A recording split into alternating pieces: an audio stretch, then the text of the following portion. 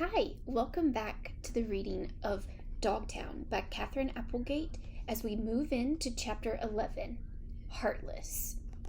Robot dogs are obedient. They don't have a choice. Nothing inside them but code. The fact that Metalhead didn't care about the kids wasn't all that unusual.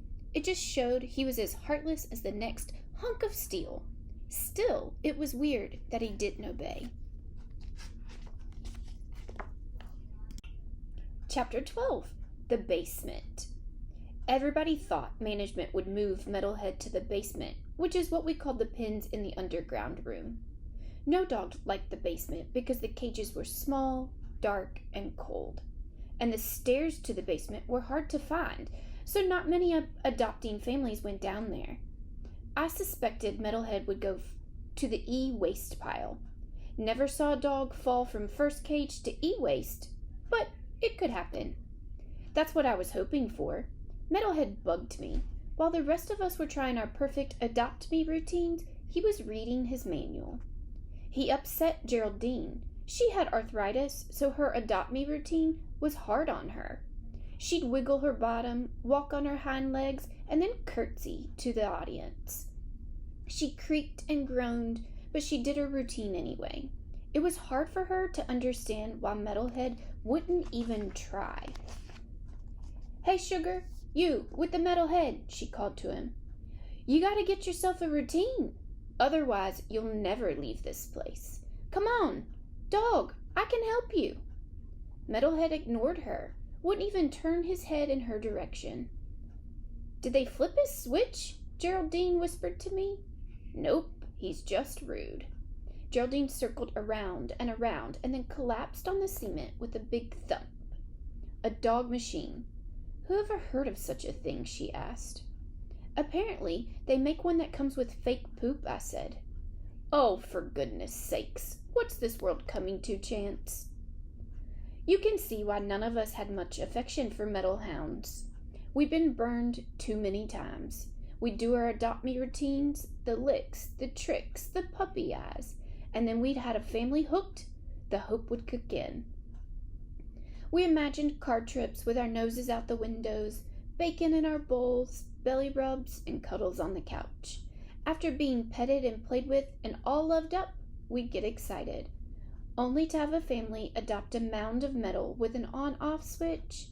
Nothing more than a device, really. Chapter 13, No Hairballs. We'd be left alone on the same cement floor, staring at the same chain link fence, eating up the same cheap kibble out of the same chewed up bowl. Metal dogs were easier. That's all there was to it.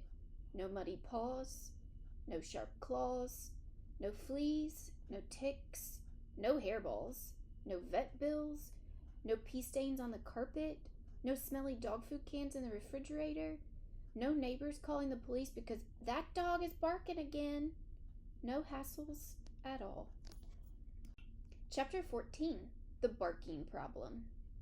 It took the better part of a week, but when Metalhead rejected yet another family, management moved him to the basement.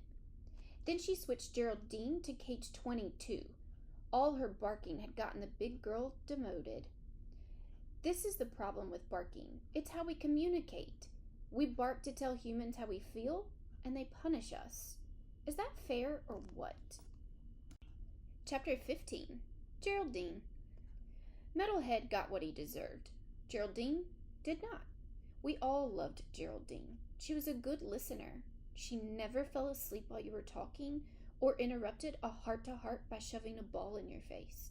Right then, Geraldine was nudging her water bowl under the fence so my buddy Buster could have a drink.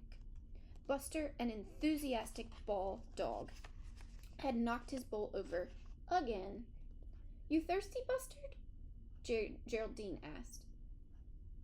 "Just don't tip it over, okay, dog?" Thanks, the golden retriever slobbered between sloppy sips. The problem was Geraldine had been in Dogtown longer than I had.